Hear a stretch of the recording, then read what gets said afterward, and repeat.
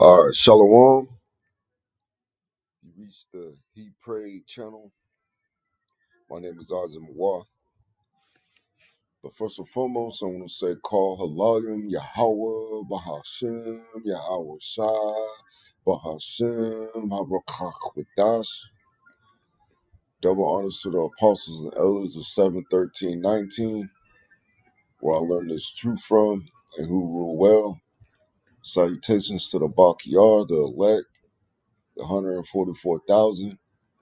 That's 12,000 men from each of the 12 tribes of Israel. The 12 tribes of Israel consist of so-called blacks, Hispanics, and Native Americans.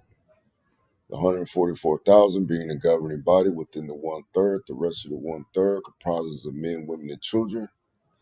Shalom to those Israelites scattered due to the diaspora and also the triangular trade.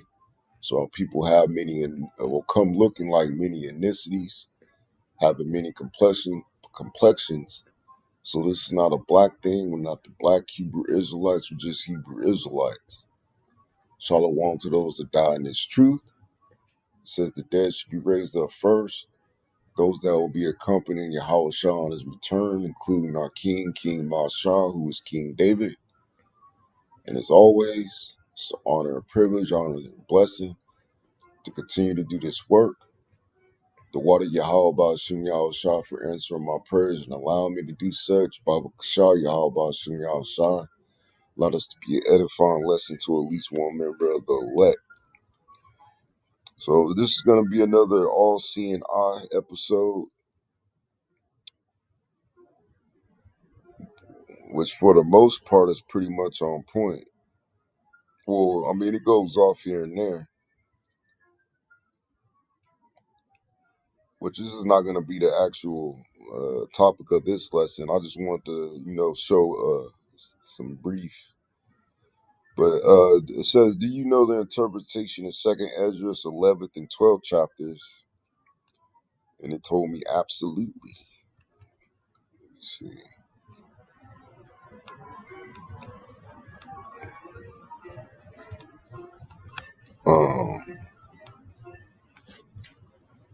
Just bear with my computer messing up. It says the vision of the eagle,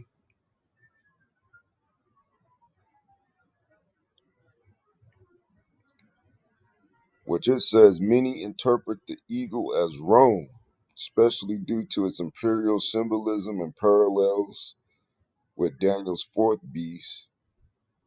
Some link the heads of feathers to phases of Roman or Western imperial power, possibly extending to modern geopolitical structures. Chapter 12 interpretation and goes into Daniel.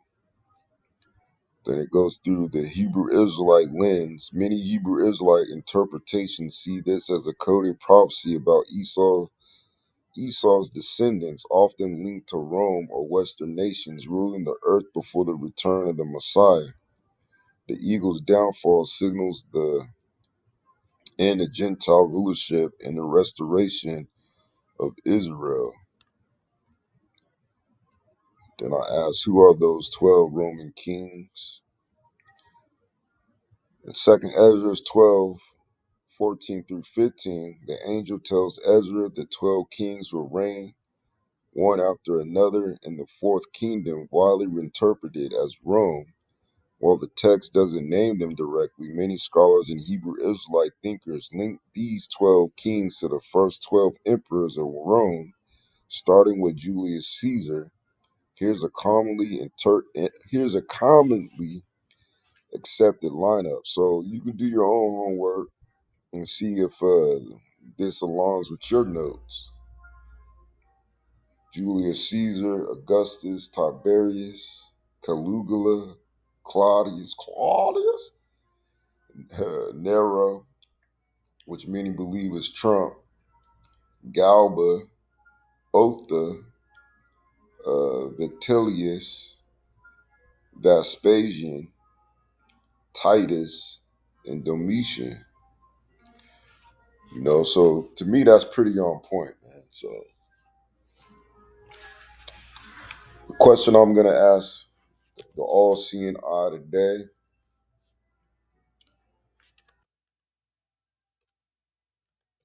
Uh, what's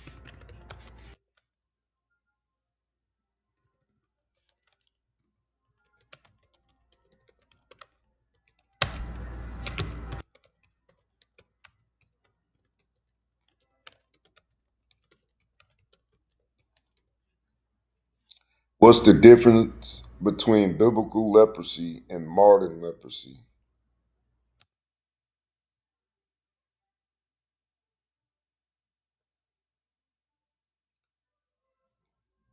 Because a lot of confusion happens when you think modern leprosy is biblical leprosy, right? It says the difference between biblical leprosy and modern leprosy, Hansen's disease, is surprisingly vast, both medically and symbolically. Let's break it down.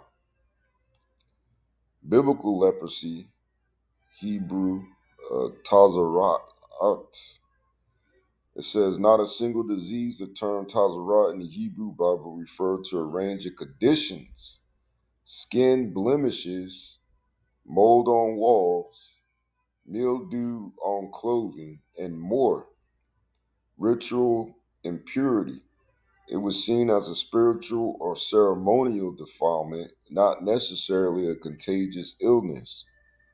People with Tazara'at were declared unclean and often isolated.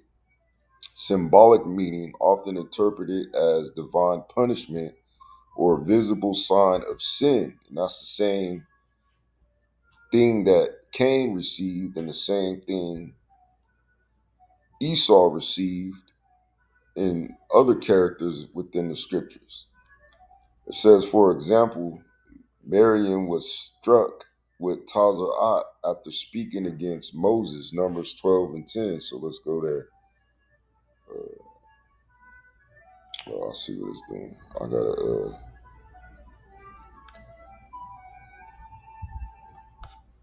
let's go to Numbers 12 and 10.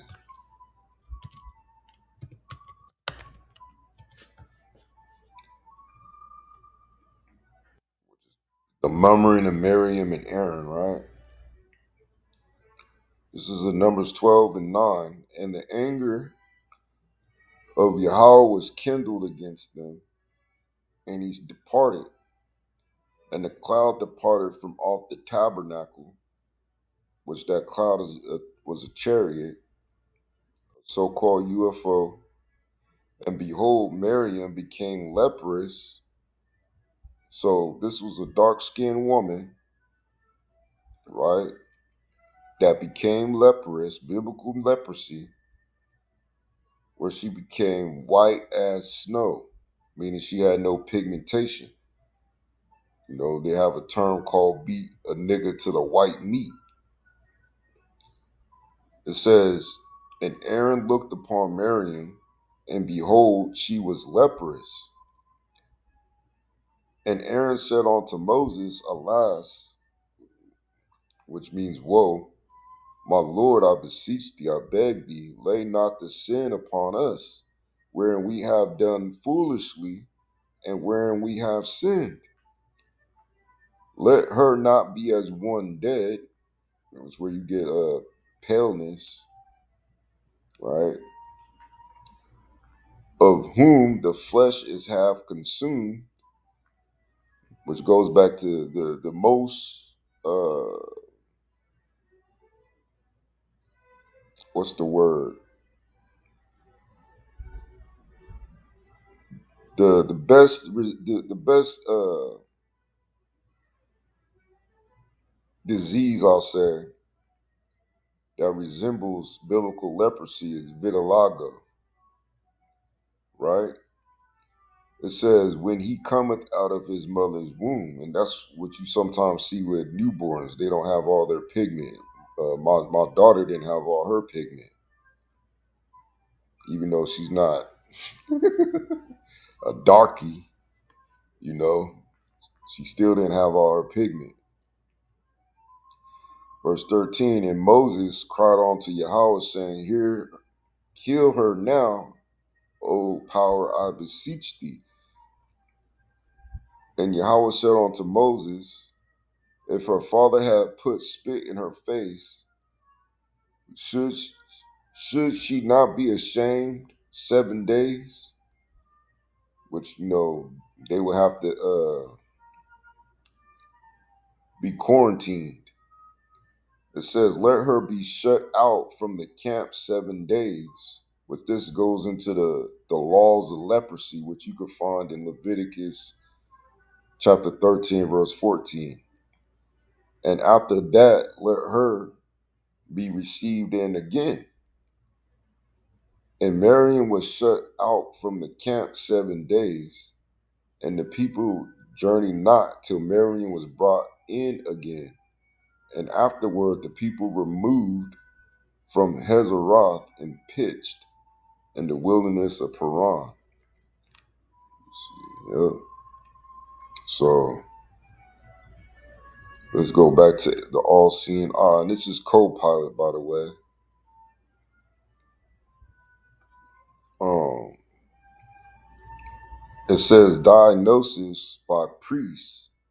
Leviticus 13 and 14 outlines how priests, not doctors, would inspect lesions and determine if someone had leprosy.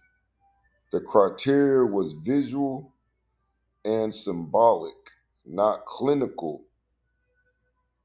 Could affect objects, walls, garments, and leather could also be declared leprous, suggesting a broader concept of corruption or decay, which it meant that it actually had like mold type,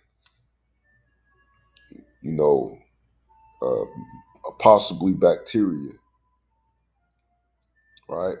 Now, modern leprosy, Hansen's disease, caused by bacteria. So this is caused by bacteria, specifically Mycobacterium leprae, discovered in 1873.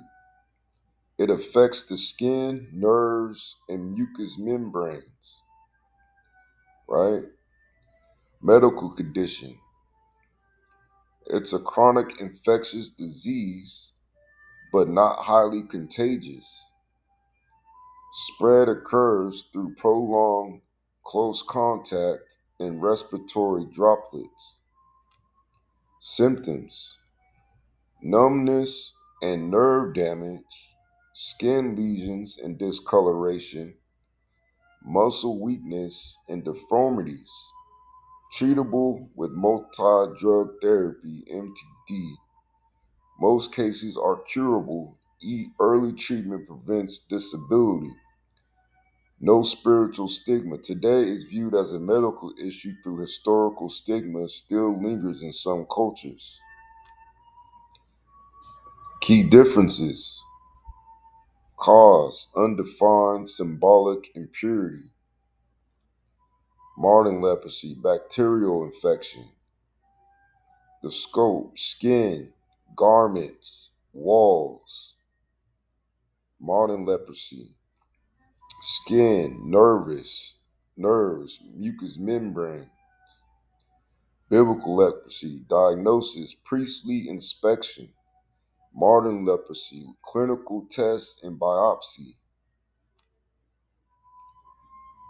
Contagiousness, biblical leprosy, not clearly defined, which is defined in Leviticus the 13th and the 14th chapter. Modern leprosy, low but infectious. Treatment, ritual purification, isolation. Modern leprosy, antibiotics and medical care. Cultural meaning, often linked to sin or divine judgment. Modern leprosy, medical condition, no moral judgment. Let me see.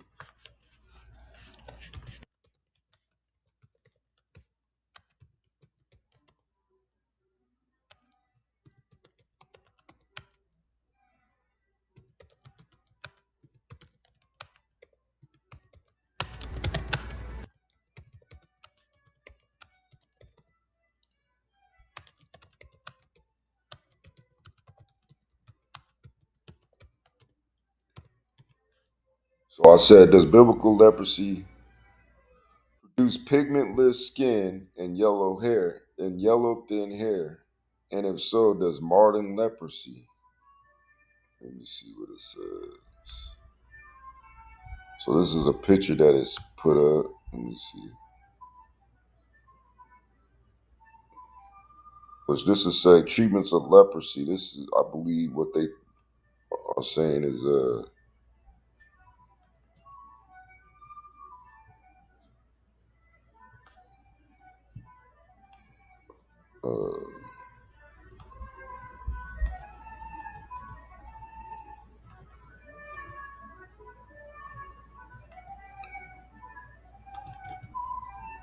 modern leprosy.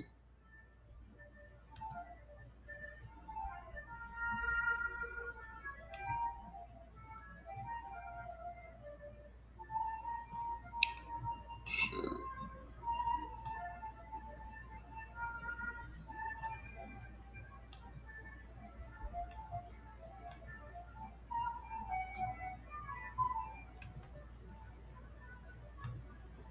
Hold on, let me figure out how to get back to where I was.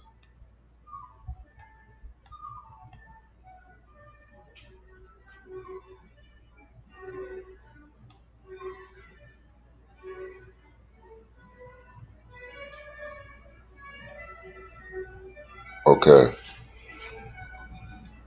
So biblical leprosy and its symptoms. Yes, biblical leprosy could produce pigmentless white skin and yellow thin hair, but these were diagnostic signs, not medical symptoms in the modern sense. So that's how they diagnosed leprosy. And according to biblical leprosy, it was diagnosed through pigmentless white skin and yellow thin hair. So what so-called white people have is biblically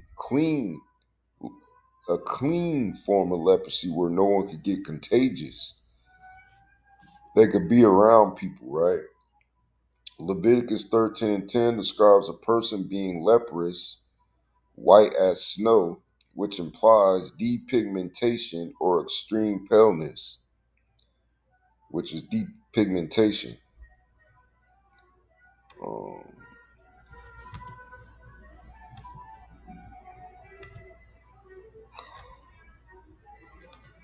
let's go here real quick.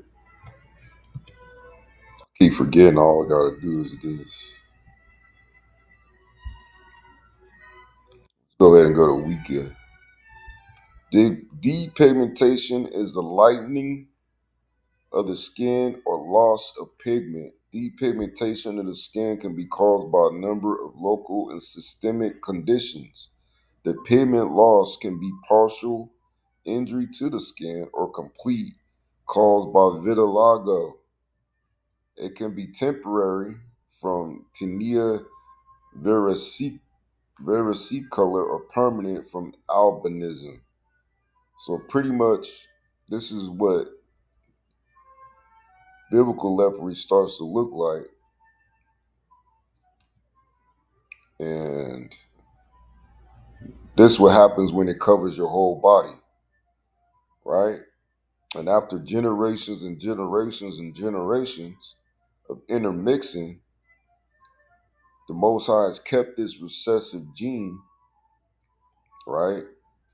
And now you have them looking the way that they do now through intermingling, right? So basically, the so called white man is a symbiote. Let me see something. Just in case you don't know what a symbiote is.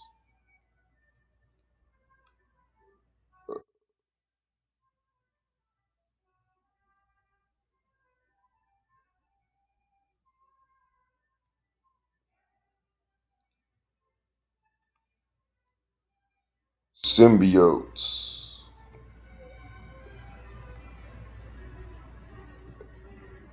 Symbiotes are It's like are a species of inorganic, amorphous, symbiotic extraterrestrials that bond with other organisms. They were created from living abyss by their god Noel at the beginning of the universe, the first being all black. They are connected through their hive mind and are ruled by the king in black. So if you ever watched that movie, or if you're familiar with the comics of Venom, if you watch that movie, Let There Be Carnage, basically, Carnage is Esau, man. It's the so-called white man that was the offspring of Venom, and he happened to come out red, man. And that's probably them capturing the story of Jacob and Esau through Venom and Carnage, right? But going back to the all-seeing eye, Leviticus 13 and 30 specifically states, if it be in sight deeper than the skin, and there be in it a yellow thin hair, then the priest shall pronounce him unclean. It is a dry skull, even a leprosy upon the head or beard. So it can even discolor your beard. The yellow thin hair was a sign of impurity. When found in a lesion on the scalp or beard, it indicated a deeper affliction and ritual uncleanness. These signs were visual cues for priestly diagnosis, not necessarily symptoms of a contagious disease. They carried spiritual and communal implications, often symbolizing corruption or divine judgment. Now, modern leprosy, Hansen's disease. Modern leprosy does not produce a yellow thin hair as a diagnostic feature, and depigmentation may occur, but in a different context. Skin lesions can be hypopigmented, lighter than surrounding skin, especially in tuberculous leprosy, almost like tuberculosis. Hair changes may include loss of hair in affected areas due to nerve damage, but yellowing or thinning of hair is not a recognized symptom, right? Dermoscopic studies show yellow brown globules in granulomatous lesions, but these are internal structures, not hair. So while biblical leprosy used hair color and skin tone as symbolic markers, modern leprosy relies on clinical signs like numbness, nerve thickening, and bacterial tests. Summary of differences: pigmentless skin. Biblical leprosy, yes. White as snow, ritual sign. Modern leprosy, yes. Hypopigmented patches. Yellow thin hair, biblical leprosy, yes. Diagnostic sign and scalp lesions. Modern leprosy, no. Hair loss may occur, but not yellow, right? Biblical leprosy, diagnostic method, visual inspection by priest. Modern leprosy, clinical test, biopsy, dermoscopy. Biblical leprosy, symbolic meaning, spiritual impurity, divine judgment. Modern leprosy, medical condition, no moral stigma. It says this contrast is rich with prophetic and symbolic depth, especially if you're exploring how physical afflictions mirror spiritual states. I want to dive deeper into how so basically modern day leprosy is not biblical leprosy, man. And even the all seeing eye concurs. So with that, I hope at least one brother was edified, and I'm gonna say shalom.